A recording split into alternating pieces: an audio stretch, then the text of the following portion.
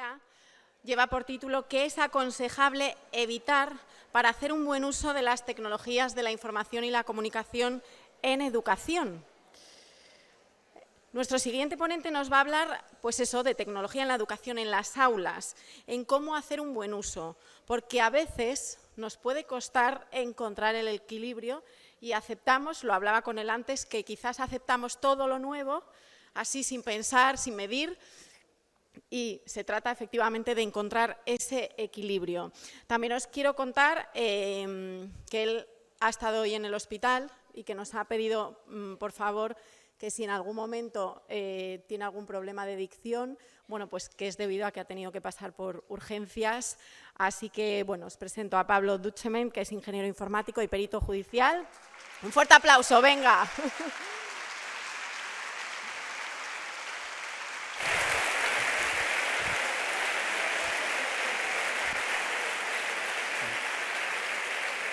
Es experto en delitos de redes sociales por y contra menores. Su currículum abarca estudios de psicología aplicada en acoso escolar, docencia, campo de la investigación judicial de la ciberseguridad y en las ciencias de la ingeniería informática. Autor del libro Te espero a la salida, un manual para profesores frente al acoso escolar y una obra destinada a asesorar a las familias ante el bullying. Así que, deseando escucharte, Pablo. Gracias. Gracias a ti.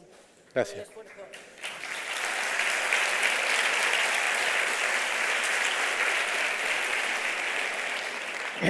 Bueno, pues empiezo aclarando que no me he tomado 2 whisky, que este es el resultado de haber pasado toda una noche en urgencia tras una crisis de epilepsia y que si hablo raro, pues que se me comprenda. Yo fallé todas las palabras de Ted Strupp, pero Pablo con la calma. Bueno, quisiera empezar con lo que yo llamo un poco de disonancia cognitiva y mis alumnos llaman el bofetón que Pablo nos da antes de empezar. ¿Son los dispositivos inteligentes un problema en educación? Bueno, cuando nosotros tenemos una cantidad interesante de participantes, podemos hacer un estudio científico. Aquí hay mucha gente que viene de la carrera de psicología. Curiosamente, la carrera de psicología son de los que más se han currado el tema del rigor científico a la hora de hacer estudios. Es mucho más fácil encontrarte un ingeniero informático que no sabe lo que es una revisión por pares que encontrarte un psicólogo que no lo sepa. ¿Por qué? Porque los estudios son de su padre y de su madre. Los estudios tienen diferentes rigores, los estudios tienen diferentes herramientas de medición, los estudios pueden tener condicionantes. Entonces, claro, un estudio es interesante, pero no es hasta que tenemos muchos estudios sobre una misma cosa que empezamos a sacar conclusiones que se acercan un poquito más a la realidad. Cuando tenemos la suerte de tener varios estudios y tener en suma bastantes participantes, podemos hacer un metaanálisis. Un metaanálisis lo que hace es comparar los resultados de diferentes estudios e incluso ponderarlos. Quiero decir, un estudio que te dice que el 80% de los alumnos que consumen comida basura tienen problemas renales y otro estudio que te dice exactamente lo mismo pero con un 20%, luego resulta que investigas la población, la muestra que han utilizado y el primer estudio se hizo sobre 5 alumnos. Entonces, evidentemente, aquí hay una diferencia en el rigor científico. Y en un metaanálisis no es que se descarte las conclusiones del primero, es que se pondera debidamente con respecto a las conclusiones del segundo y se llegan a acuerdos. Si tenemos la suerte de que tenemos varios metaanálisis, es decir, estudios de estudios, que engloba varios estudios, que engloba muchos participantes, podemos hacer lo que en el estudio científico se llama una revisión paraguas. Una revisión paraguas es un metaanálisis de metaanálisis. Bien, todo esto es para explicar que hace muy poquito acaba de salir una revisión paraguas sobre el uso de pantallas electrónicas en menores. Esta revisión paraguas engloba 102 metaanálisis que viene unificando 2.541 estudios y un total de 2 millones de muestras de participantes, de menores entre los que se ha estudiado. A nivel rigor científico, a nivel estudio científico, esto es lo más cercano a tener certeza que vamos a encontrar Esto es, las conclusiones de esta revisión son bastante indiscutibles. Discutámoslas. ¿Y qué nos dice esta revisión paraguas? Bueno, esta revisión paraguas se centra en un mecanismo de correlación, es decir, ver hasta qué punto una variable correlaciona con otra, ¿no? Que se llama el coeficiente de correlación de Pearson y que nos dice que si está por debajo de 0,1 es bastante débil, casi despreciable. Si está entre 1 y 3 es débil. Si está entre 3 y 7 es moderado y por arriba de 7 significa que es muy fuerte, hasta el punto de que podríamos decir que una variable está causando la otra. Estos fueron los resultados de esta revisión paraguas. Para empezar, llegaron a la conclusión de que el uso de pantallas electrónicas entre los alumnos, entre el alumnado, sí es verdad que disminuía la capacidad alfabética de los alumnos. Es decir, leían peor, escribían peor. Pero fíjense cuál es el coeficiente. Está muy cerca incluso de ser despreciable. Sin embargo, cuando era realidad aumentada lo que utilizaban el profesorado, el coeficiente de correlación nos decía que mejoraba los resultados de aprendizaje del alumnado, con un coeficiente de correlación de Pearson moderado. Que cuando usaban pantallas táctiles, también, en menor medida, pero también mejoraban los resultados de aprendizaje. Y cuando utilizaban libros narrados, a punto de ser muy débil, pero que se apreciaba una mejora. A pesar de todo esto, que en suma parece indicar que mejora la situación, cuando computaban todas las tecnologías que se usaban con el alumnado, el resultado era negativo. 0,11. Esto tiene que estarnos apuntando conclusiones. Es decir, casi todas parece que son buenas, pero cuando las tienes en cuenta todas, el aprendizaje empeora. Claro, son los usos. Son los usos que dieron estos profesores. Y es que tener el libro digital como un PDF en la tablet no es innovar. Es que utilizar un Kahoot en lugar de un examen no es aplicar las nuevas tecnologías en el aula. Y ese es el problema. Se están haciendo esas cosas y el resultado, sumándolas todas, está quitando. Cuando sí es cierto que hay ciertos usos que aportan. Aparte de a nivel educativo, resulta que tenemos una correlación entre el uso, que nos hace consumir publicidad sobre comida basura, y el consumo de la comida basura, que empeora en estos menores, la asunción de conductas arriesgadas, sobre todo a nivel sexual, aumenta, y problemas visuales.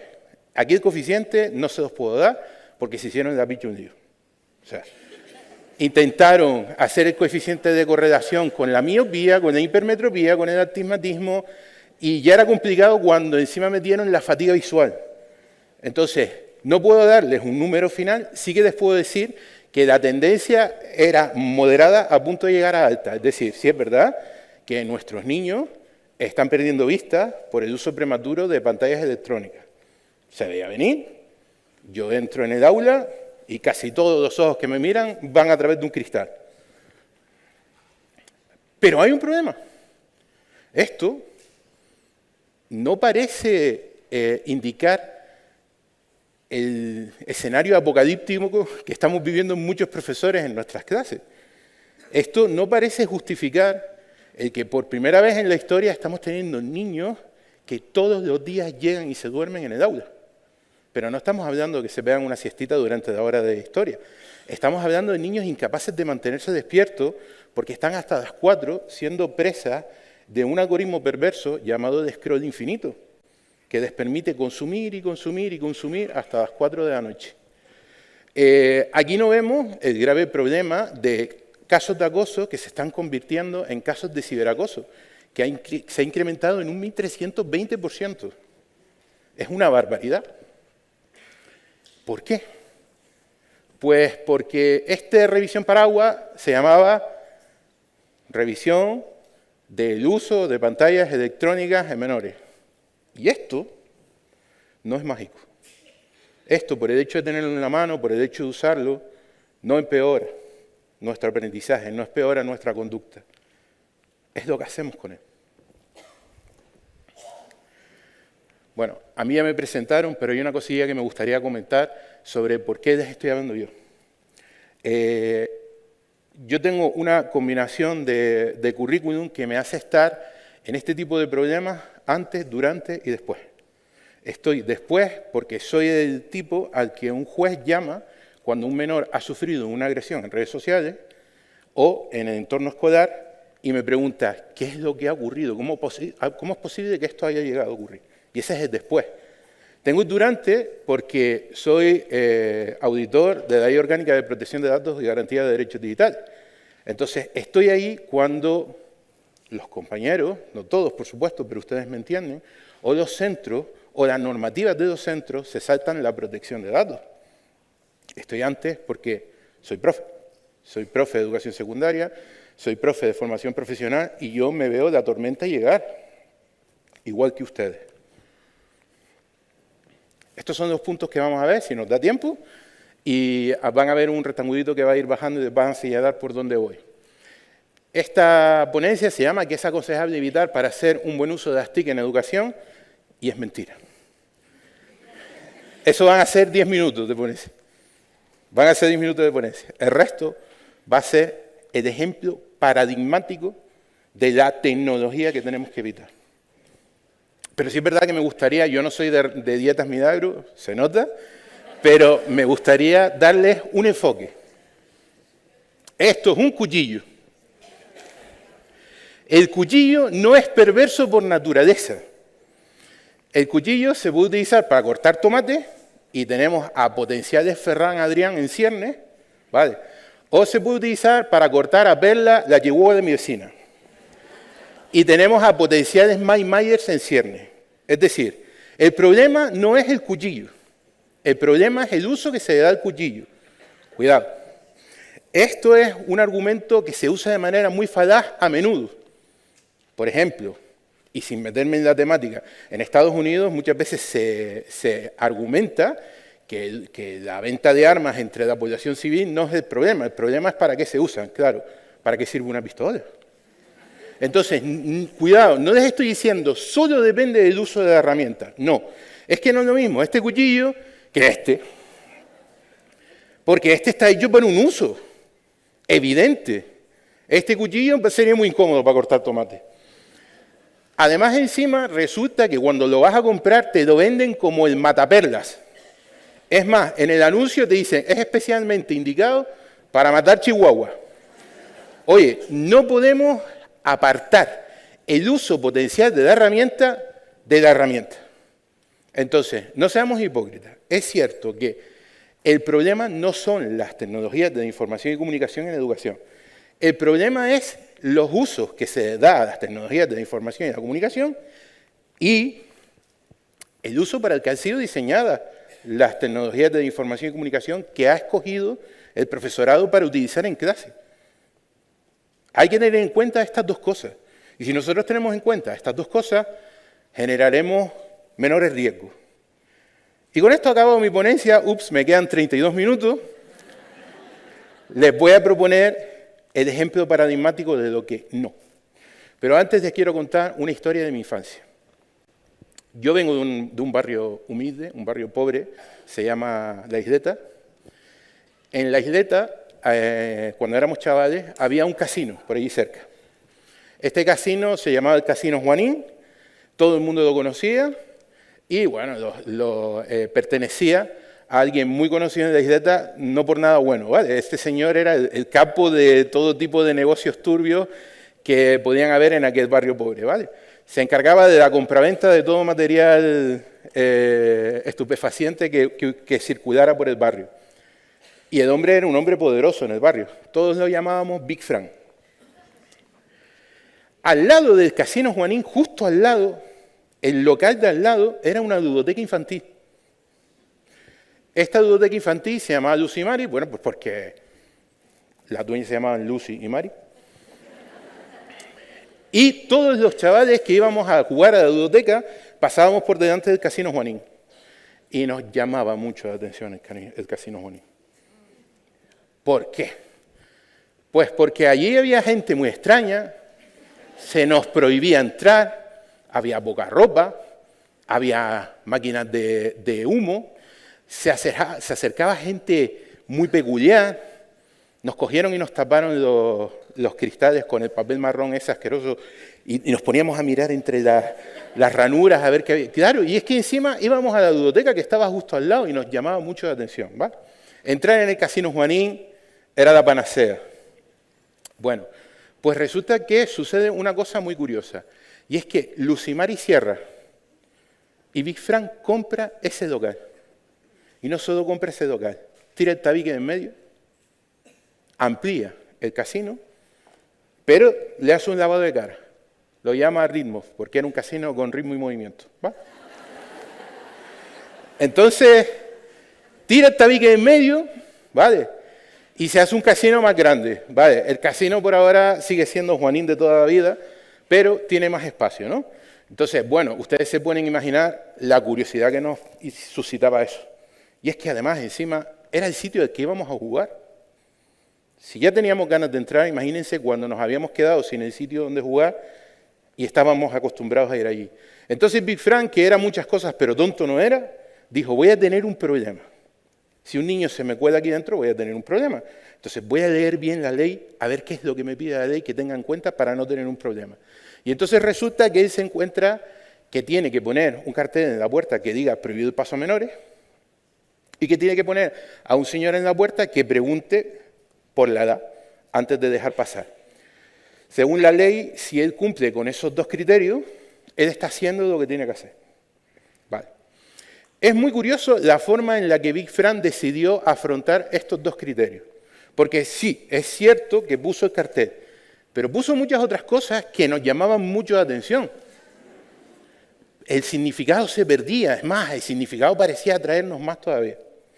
Y segundo, en cuanto al señor que puso en puerta, es un chico muy conocido del barrio, ¿vale? Buscó al tío más grande y más estúpido que había. Este chico, que se llamaba Ade, era un fiel cliente desde los 14 años de Big Frank.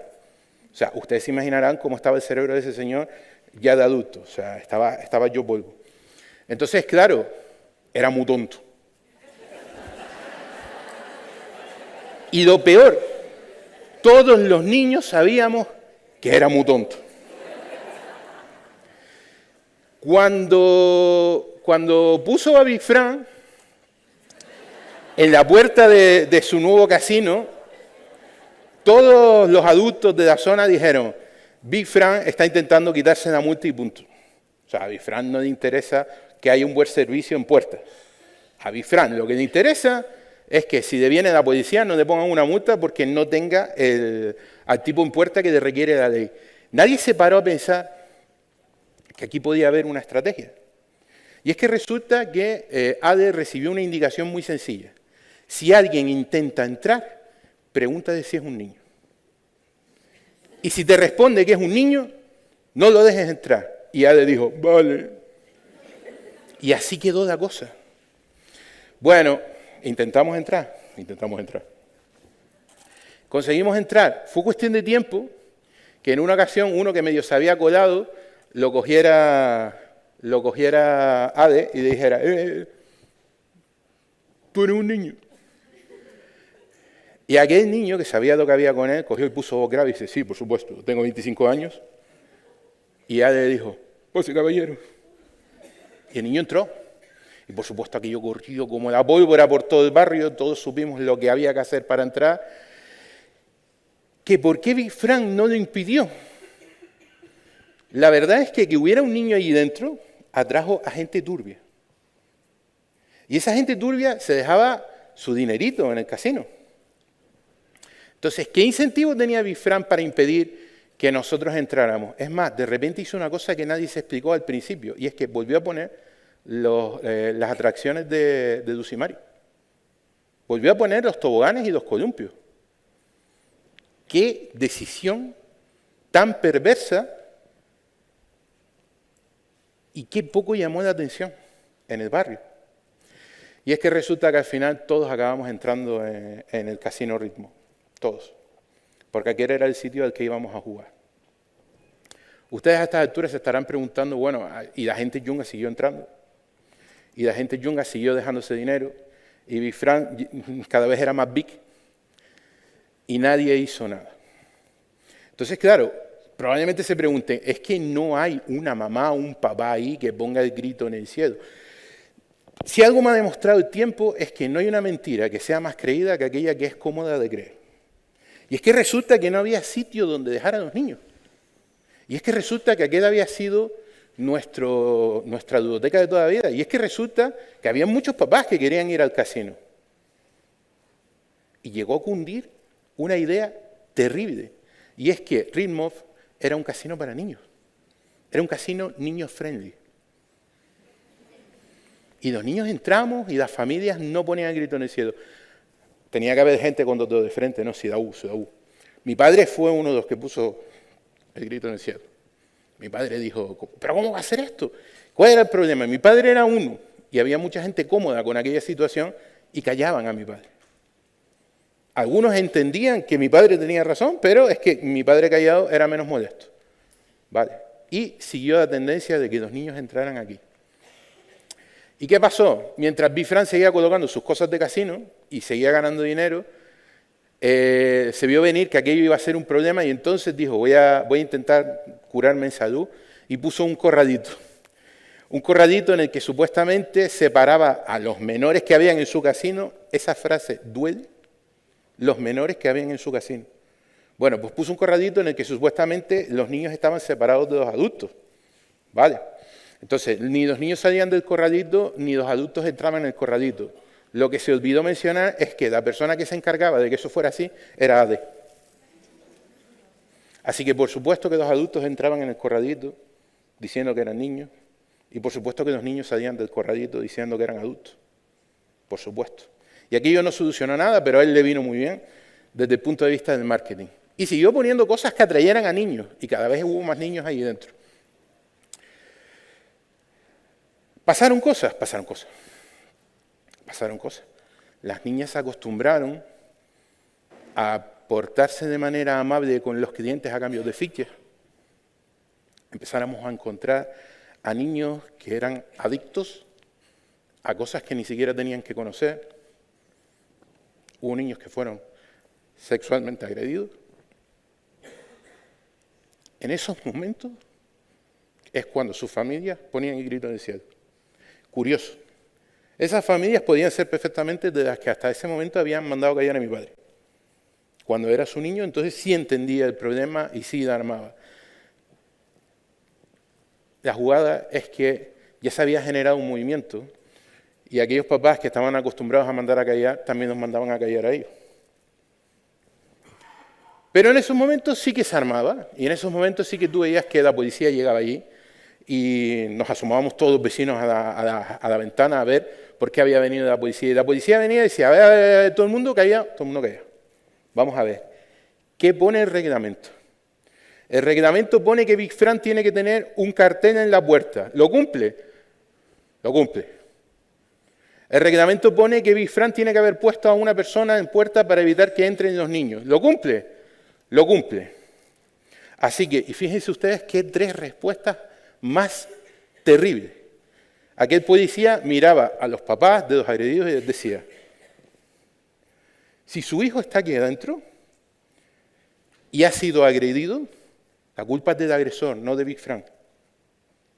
Si su hijo está aquí adentro y usted no sabía que estaba aquí adentro, la culpa es suya, no de Big Frank, que no estaba cuidándolo bien. Si su hijo está aquí adentro porque mintió a la hora de decir que era mayor de edad, la culpa es de su hijo, no de Big Frank. Así que Big Frank nunca tenía la culpa, la policía se marchaba y allí no pasaba nada. Me he reservado una cosita para el final. Y es que resulta que en Lucimari tenían la costumbre, tenían una fichita por cada niño que usaba los columpios y tal, porque el día de tu cumple te daban un detallito y tal, entonces necesitaban saber cuándo era el cumple de cada uno. Y Big Frank, cuando tumbó el tabique, se encontró todas las fichas de los usuarios de Lucimari. ¿Y saben qué hizo Big Frank con aquello? Cogió su fichero de clientes de Juanín e hizo esto literalmente. Metió las fichas de clientes de Lucimari en el fichero de clientes del nuevo casino. Quisiera saber qué les parece esta historia. Si pueden escanear este QR, es un formulario con una única pregunta y es, ¿cómo te sientes ante esta historia? ¿Cómo te sientes ante esta historia?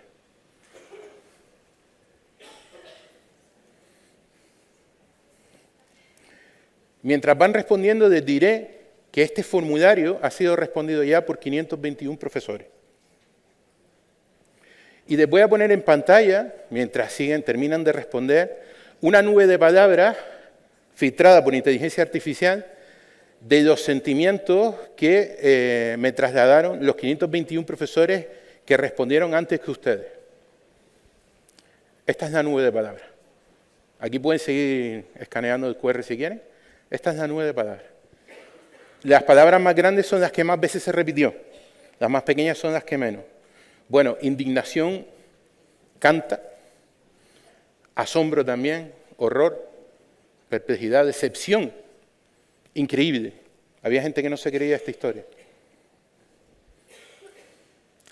Y es que esta historia guarda un detallito. Supongo que se lo ven venir. Estos nombres no son reales.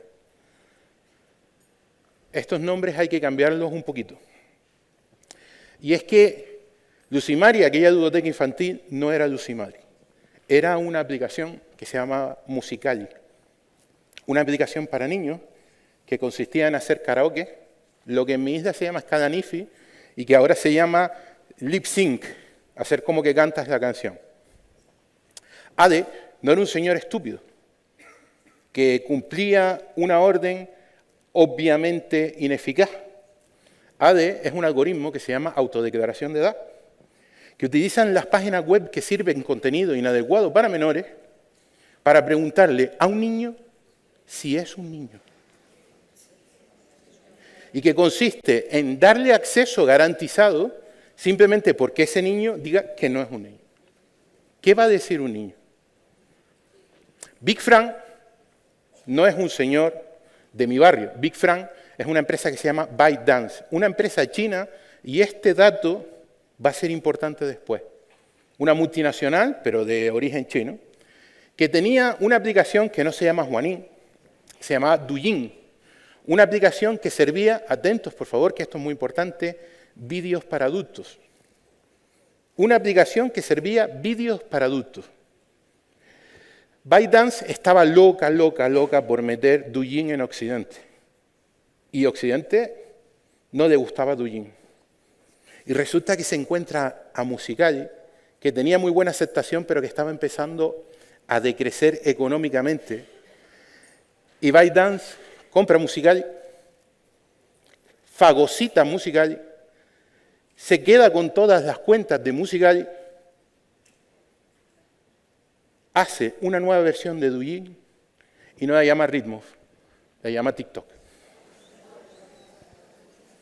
Esta es la historia de TikTok. Esta es la procedencia de TikTok. Esta es la historia de docenas de miles de niños españoles que un día se fueron a la cama con una aplicación para niños de karaoke, pusieron el móvil en su mesita de noche, el móvil se actualizó durante la noche y cuando lo cogieron al día siguiente ya no estaba esa aplicación, se llamaba TikTok, tenía otro logo y pensaron, ¿le han cambiado el nombre? No, cambiaron muchas cosas. Esta es la explicación de que una plataforma de contenidos para adultos que prohíbe la presencia de menores en sus redes, además por política de privacidad, menos de 13 años a nivel internacional, pero se nos olvida el comentario que hace su política de privacidad, y es que menos de 13 años o la edad de gestión de datos personales que haya en cada país, y en España esos son 14 años. Así que un menor de 14 años no puede tener una cuenta de TikTok porque lo dice TikTok. Pero TikTok hizo esto y se llevó todas las cuentas de niños a su nueva versión de una plataforma para adultos y se duplicó el número de menores que tenía en su red en solo 4 años.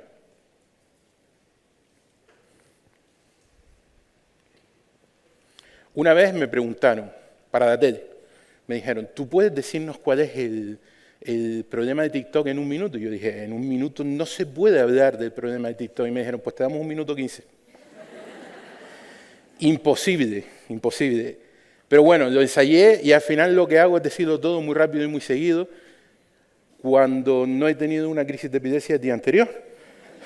Entonces, vamos a ver si me sale bien esta vez. Vale, discúlpenme si me trago, ¿de acuerdo? ¿Cuál es el problema? No de la naturaleza, porque ya hemos visto la naturaleza, de lo equivocado que está el modelo de negocio de TikTok. Porque es un modelo de negocio. Vamos a ver si puedo decirlo en 1 minuto 15.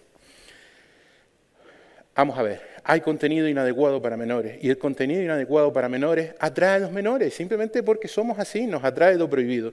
El problema no es ese, el problema es que los menores acaben accediendo. ¿Cómo es posible que eso ocurra? Pues primero porque los mecanismos de control parental ahora mismo son muy malos desde el punto de vista de las redes. Pero es que además encima no tenemos una cultura de control parental. Y todavía en España el control parental es percibido como una especie de atentado contra la intimidad del menor. Entonces, ¿qué acaba ocurriendo? Que los menores entran. Y allí donde hay muchos herbívoros pastando, llegan los carnívoros a cazar. Y por eso se nos ha llenado de depredadores TikTok. ¿Y qué hacen los depredadores? Pues como TikTok tiene un algoritmo que se condiciona dependiendo de los gustos de su público, y esta gente tiene unos gustos totalmente inenarrables, TikTok se ha condicionado. Ellos dan más likes a las cosas más inadecuadas. Y entonces, ¿qué tenemos? Tenemos a menores que empiezan a replicar conductas inadecuadas. ¿Tienen idea de lo que están haciendo? No, señores, no se les puede culpar. Ellos no tienen ni idea, solo saben que consiguen los likes que están buscando, pero no tienen ni idea de por qué. Y al final tenemos una cosa tan perversa como a menores generando contenido inadecuado para menores.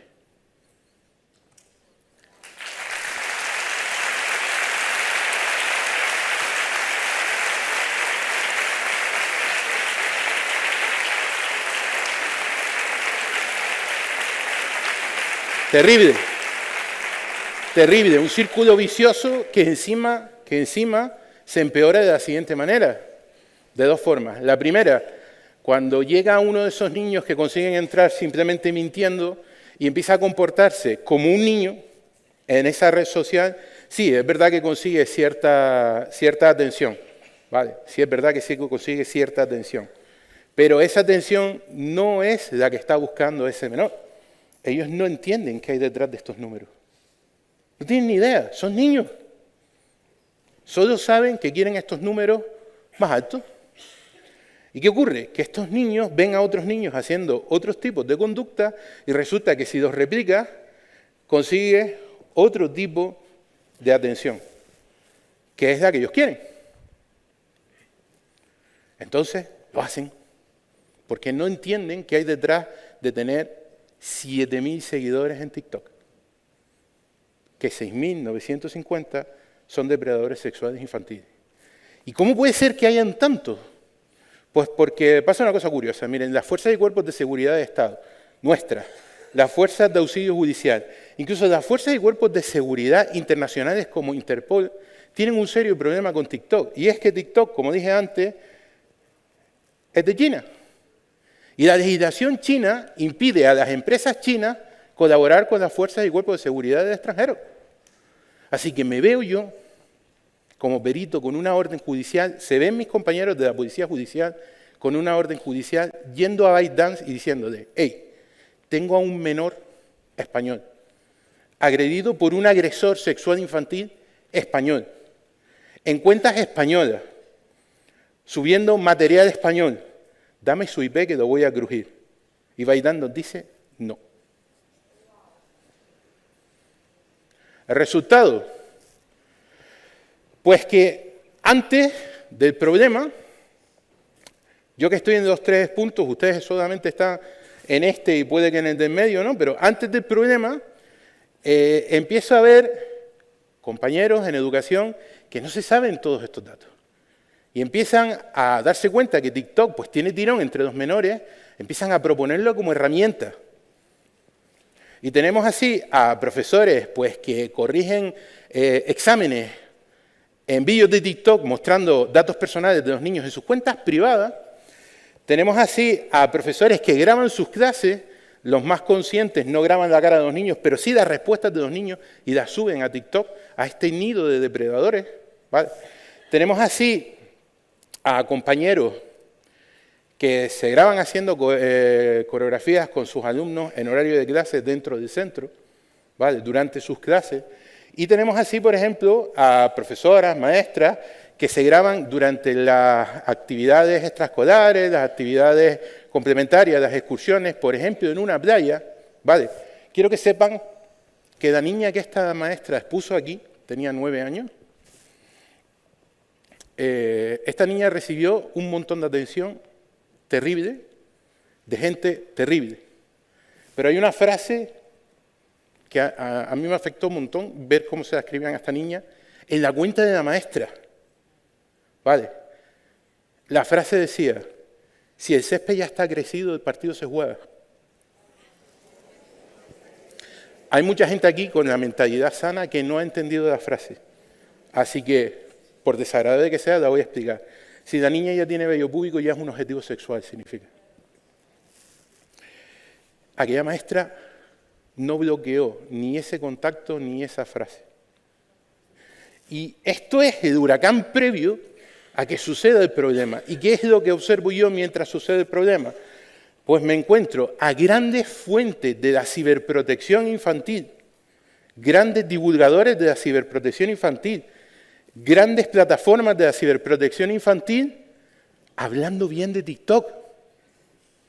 La Fundación ANAR llegó a un acuerdo, la Fundación ANAR, por favor, para mí siempre fue un referente, llegó a un acuerdo, una alianza, y además lo llamaron así ellos, por los cuales ponían a sus divulgadores de la Fundación ANAR y a sus formadores a ir de colegio en colegio, a todas las clases de los colegios de España, a hablar bien de TikTok. Vale. Nadie mencionó que ese año en sus cuentas recibió la cuantía de 50.000 euros por parte de TikTok.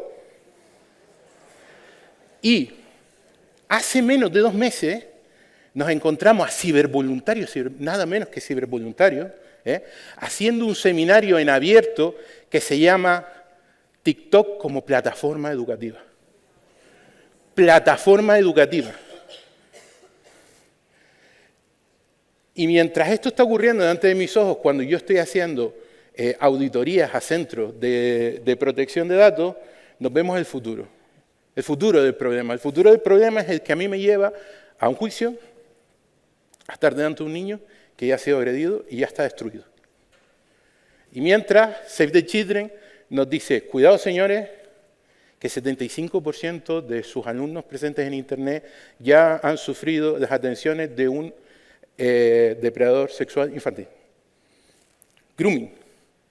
Por favor, véanlo de la siguiente manera. Si ustedes tienen 30 niños en su clase, 23 ya han recibido las atenciones de un groomer, se hayan enterado esos niños o no, se hayan enterado sus profes o no, se hayan enterado sus papás y sus mamás o no. Y resulta que el 20% de nuestros alumnos han practicado ya sexting. Y ¿saben una cosa? Esto es terrible si los cruzamos con otro dato mucho peor. Y es que ahora mismo la media de edad de entrega del primer teléfono en propiedad en España son 9 años. ¿Se imaginan? Crucen los dos datos. Tenemos a Custodio que nos dice, la revisión paraguas dirá lo que quiera decir, pero la cruda realidad es que las familias perciben en el 76% de los casos que la educación empeora y que la conducta de sus hijos empeora cuando les dejamos los móviles. No es cuando les dejamos los móviles, es cuando les dejamos realizar usos inadecuados para menores. Y resulta que nos confirma que el 20% de ellos tienen problemas de sueño. Y por otro lado, tenemos a Missing Kids, la entidad internacional, aunque es de Estados Unidos, pero la que trabaja a nivel internacional, diciéndonos, en un curso España nos dio 75.000 reportes de agresiones en redes sociales. Y esos son las que no son de agresores españoles, porque a por eso vamos nosotros.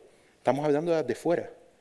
Estamos hablando de que la unidad de ciberdelincuencia de la Policía Nacional reportó 300 agresiones al día. Yo no sé si esta ponencia ha servido de algo. Además, pido disculpas si me ha costado expresarme, pero si quiero irme de aquí dejando una idea en la cabeza de aquellos que me hayan querido escuchar, es la siguiente. Miren, los niños no necesitan más incentivos para acabar en las redes de TikTok, no se los demos. Las familias no necesitan más excusas para permitir que sus hijos acaben en las redes de TikTok, no se las demos. TikTok reconoce que no pueden haber menores en sus redes sociales, no lo hagamos. Sobre todo, recordemos que TikTok no es para niños. Muchas gracias.